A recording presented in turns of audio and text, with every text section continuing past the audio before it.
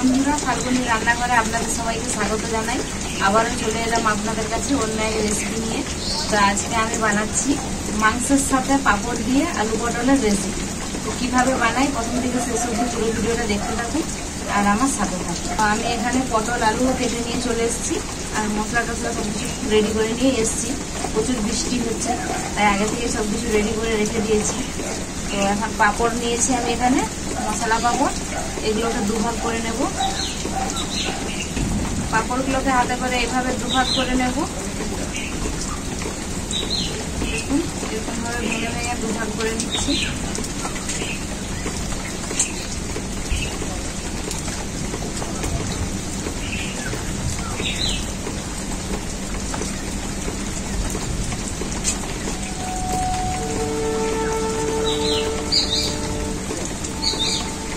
পাঁপড়টা তো আমার ভাঙা হয়ে গেল। পাঁপড়টা ভাজার জন্য উনুনে কড়াইটা আমি বসিয়ে দিচ্ছি। পাঁপড় ভাজার জন্য আমি কড়াইতে সাদা তেল দিয়ে দিয়েছিলাম আর তেলটাও খুব ভালোভাবে গরম হয়ে গেছে। এখন আমি পাঁপড়গুলো ভেজে নেব।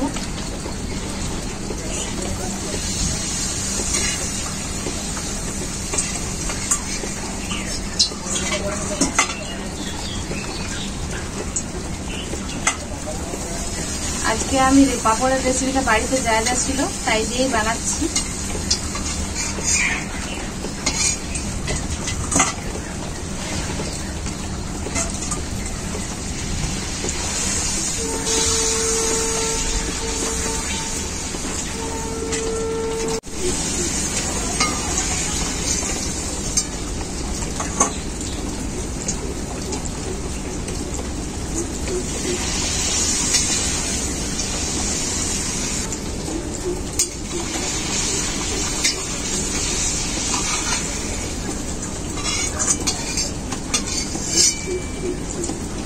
পাঁপড়গুলো তো আমার সব ভাজা হয়ে গেল। আমি তেলটা একবার একটু কমিয়ে নেব আলু আর পটল ভাজার জন্য।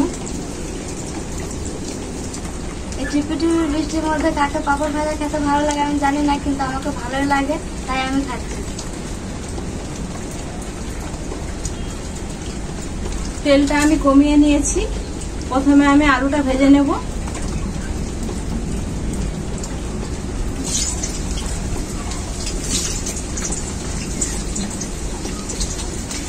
লবণ,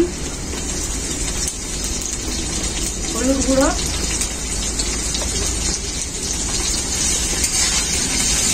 আলুগুলোকে আমি খুব ভালো করেই ভাজবো।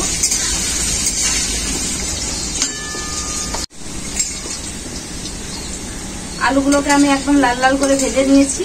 এখন আমি নামিয়ে নেব।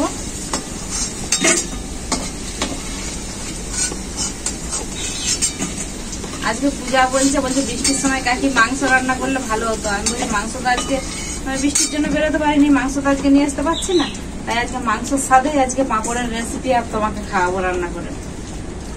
ওই তেলেই আমি পটলগুলোও ভেজে নেব।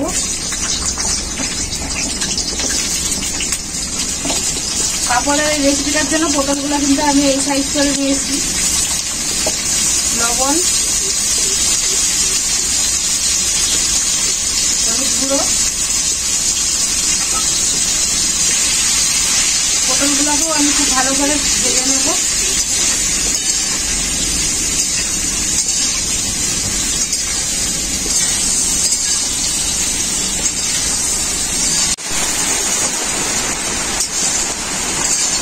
পটলগুলো আবার খুব ভালো করে ভাজা হয়ে গেছে, তুলে নেব। এটা পটল ভাজা খাবে নাকি?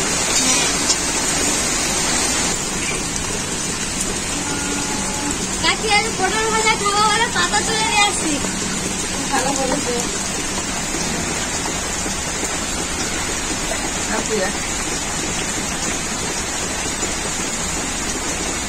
আজকের রেসিপিটা কিন্তু আমি সাদা তেলেই করব। আপনারা চাইলে সরষের তেলেও করতে পারেন।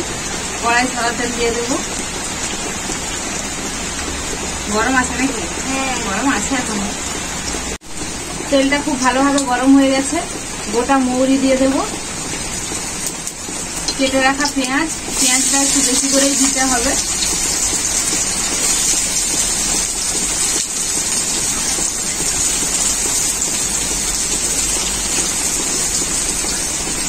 পেঁয়াজটা খুব ভালোভাবে গলে যাওয়ার জন্য লবণ দিয়ে দিচ্ছি।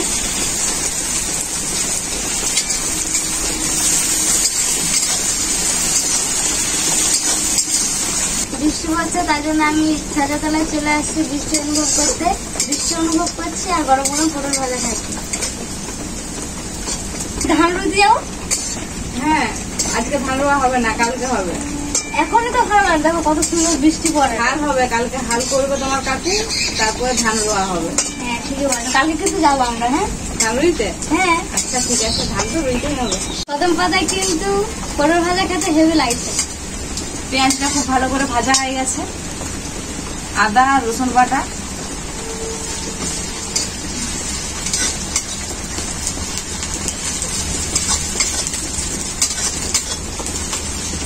আদা রসুনটাকে পেঁয়াজের সাথে খুব ভালো করে ভেজে নিয়েছি। এখন আমি মশলাগুলো দিয়ে দেবো। এখানে আছে হলুদ গুঁড়ো, লঙ্কা গুঁড়ো, জিরে গুঁড়ো, ধনে গুঁড়ো আর গোলমরিচের গুঁড়ো একসাথে দিয়ে দেবো।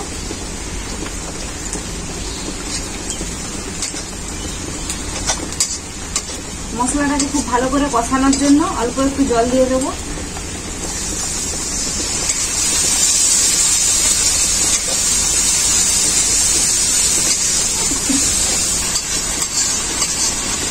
মশলাটা আমার খুব ভালো করে কষানো হয়ে গেছে। দেখুন মশলার কালারটা আর মশলার গা থেকে তেলও ছেড়ে গেছে। এখানে আছে পোস্ত আর কাজু বাদাম বাটা দিয়ে দেবো।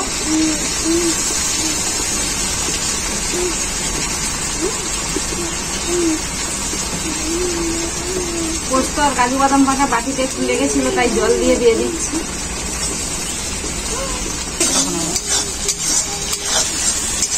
মশলাটা আমার খুব ভালো করে কষানো হয়ে গেছে। ভেজে রাখা আলুটা দিয়ে দেবো প্রথমে। আলুটা মশলার সাথে খুব ভালো করে কষিয়ে নেব।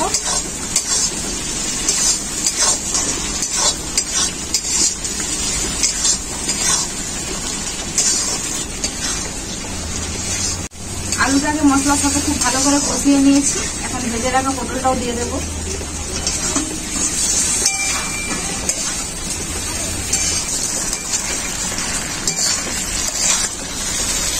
আলু আর পটলটা খুব ভালো করে কষানো হয়ে গেছে। কেশরি মেথি দিয়ে দেব।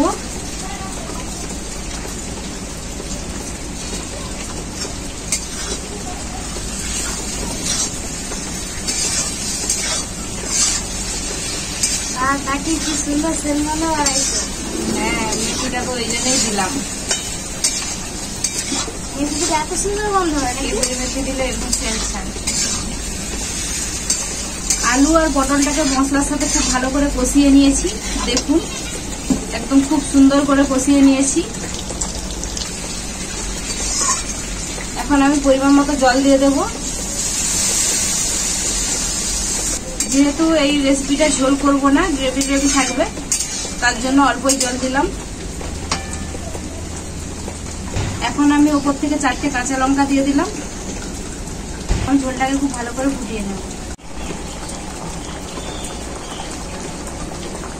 ঝোলটা খুব ভালোভাবে ফুটে গেছে। ভাজা পাঁপড়গুলো দিয়ে দেবো এখন।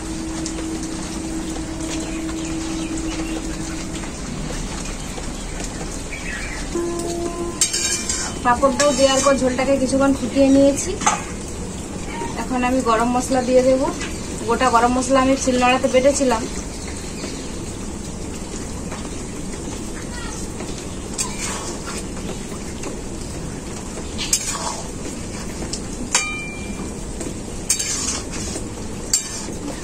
পাঁপড় দিয়ে পটল আলুর রেসিপিটা আমার পুরোপুরিভাবে রেডি। এখন আমি নামিয়ে নেব। কালারটাও যেমন হয়েছে আর গন্ধটাও সেরকম আসছে। গন্ধে আমার রান্নাঘর পুরো মোমো করছে।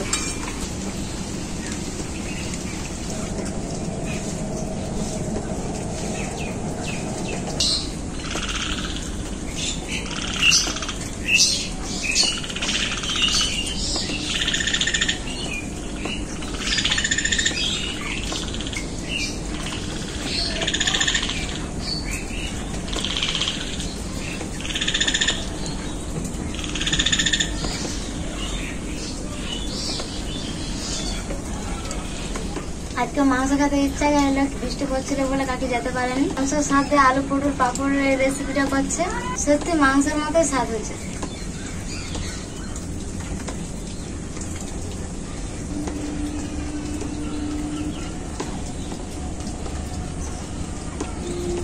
গ্রেভির সঙ্গে পাঁপড়টা মিশে যায় একদম। খেতে দারুণ হচ্ছে।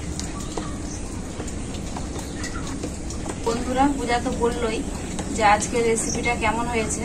তো আজকে আমি রেসিপিটা বাড়িতে যা যা ছিল তাই দিয়েই বানিয়েছি, আর কিন্তু একদমই মাংসের সাথেই রান্নাটা করেছি। তো আপনারাও এইভাবে বাড়িতে বানিয়ে খাবেন, কেমন হয়েছে আমাকে কমেন্ট করে জানাবেন। ভিডিওটা যদি ভালো লেগে থাকে আপনারা লাইক, শেয়ার, সাবস্ক্রাইব অবশ্যই করে দেবেন। আমার পাশে থেকে আমাকে এগিয়ে যেতে সাহায্য করবেন এইভাবেই।